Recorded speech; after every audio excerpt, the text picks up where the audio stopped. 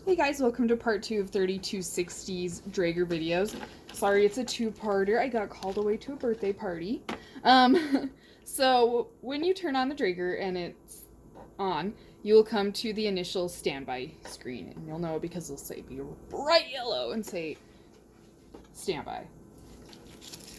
So after this, if you need to reset any alarms, you can press alarm reset and then select. So remember, it is push, turn, select with any type of Draeger product. So you will come to this screen if you are doing a new neonate, a new baby. You'll go to system check. First thing you do is a system circuit check. So the SST should be done when it gets cleaned within. So if you need to do a whole SST, but then with Draeger, in addition, you have to do a breathing circuit check before you put it on.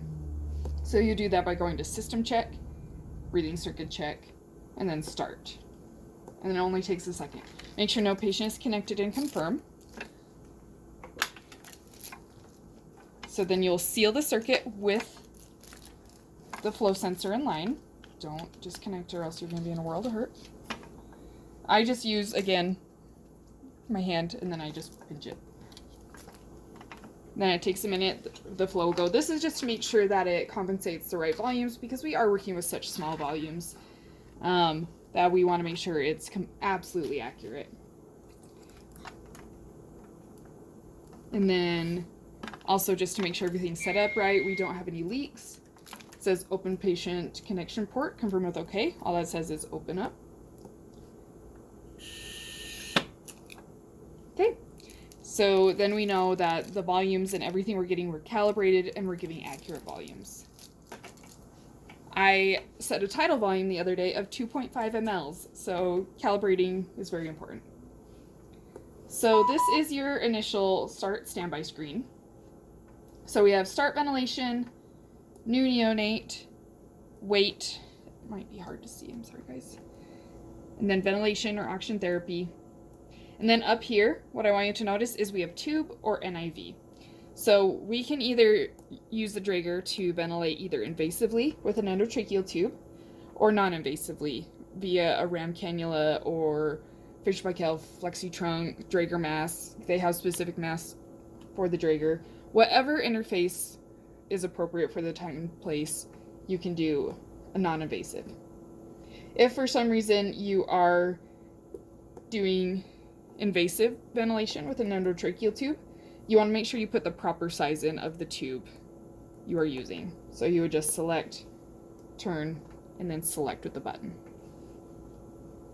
Okay, back to the start standby. If you go down here, this button says ventilation settings. With here, you will come up and you can see up here are your ventilation modes. And these are your ventilation settings you can set. Again, I'm not going to go over theory in this video. I will do another video with theory. Because nobody wants to sit here and watch me push buttons on a vent. And that's even with our non-invasive settings we can push. So a few other things to note. We can change, over here is a collection of other menus we can use. We can change the view. We can adjust alarms, whether we want a day or night screen if it's too bright for the patient, see loops, all that. So any type of special procedures or anything will be over here.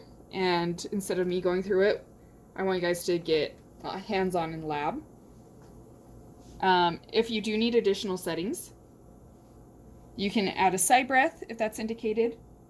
I prefer volume guarantee because I like to use it's similar to VC Plus of pressure regulated volume control. So I'm essentially using pressure control with a guaranteed volume when I have the volume guarantee on. And that will always make sure that I am reaching the volumes if my baby's compliance is appropriate for it. And then automatic tube compensation, because we are so little and we have a hard time breathing through that tube sometimes. The tube compensation, if you turn it on, and I like it at 100% personally, It'll help decrease that work of breathing that comes from overcoming the actual tube, the resistance that the baby gets from the actual physical endotracheal tube to help with our work of breathing.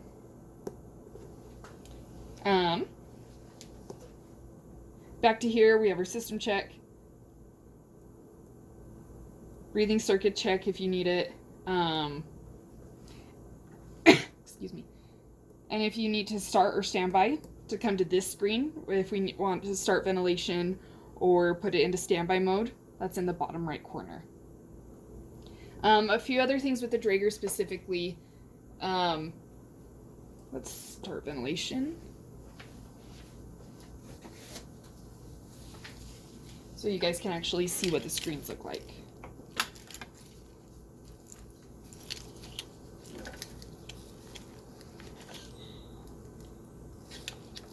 You will have your different waveforms.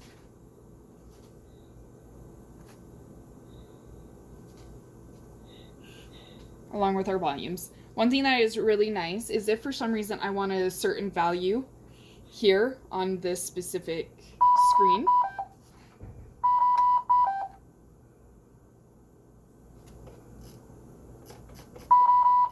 sorry, we're just gonna not have that yell at us the whole time. So how I did that is I went to alarms, and then I can adjust my alarms here. Such as with respiratory rate, you can set that high so it won't continuously alarm. Again, specifically with this ventilator, one thing that's really nice is if for some reason I wanted, say, 2 different values here, I can press and hold, and then I can do either single parameter or double parameter or whatever features I want visible to me. And then I can go in and I can also select what I want visually seen. The blue is mechanical breaths. Any brown is a spontaneous breath. And then over here you can see your pressure, flow, and volume. Pressure, flow, and volume, and it will be labeled.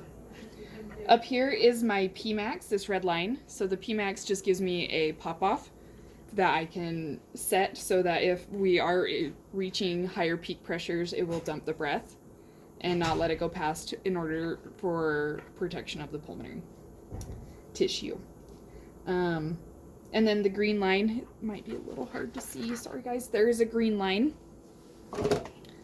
That is part of your automatic tube compensation, and also it kind of helps make sure that you have your slope and eye time set appropriately for your baby.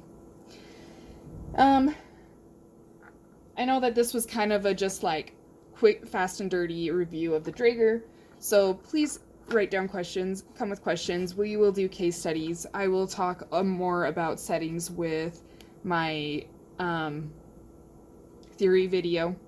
So we will see you guys in the next video. Thanks.